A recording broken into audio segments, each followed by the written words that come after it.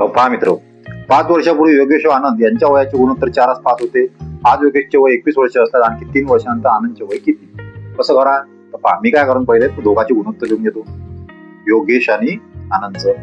योगेश आणि आनंदचं गुणोत्तर किती दिलं आहे भाऊ? त्या योगेश आणि आनंदचं गुणोत्तर दिलं आहे तुमच्यापाशी 4:5. पण हे गुणोत्तर होय केव्हाचं? 5 वर्षापूर्वीचं होय. कधी लक्षात ठेवायचं वय वाढीत. तुम्हाला गुणोत्तर जरी मागं पुढे नसन नेता येत, पण तुम्हाला वय त्याचं मागं पुढे नेता येते. गुणोत्तर 5 वर्षापूर्वीचं तुम्हाला काय करायला लागेल? वय 5 वर्षापूर्वीचं लागेल.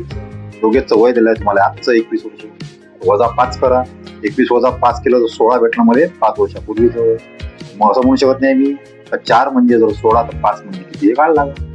4 म्हणजे जर 16 होय तर 4 किती गुणलं 16 येते, तर 4 गुणलं 16 येते. तर 5 + 4 गुणा म्हणजे आनंदचं वय भेटलं म्हणजे 20 वर्ष. तेव्हाचं 5 वर्षापूर्वीचं. आजचं वय किती असेल तर +5 करायला लागेल.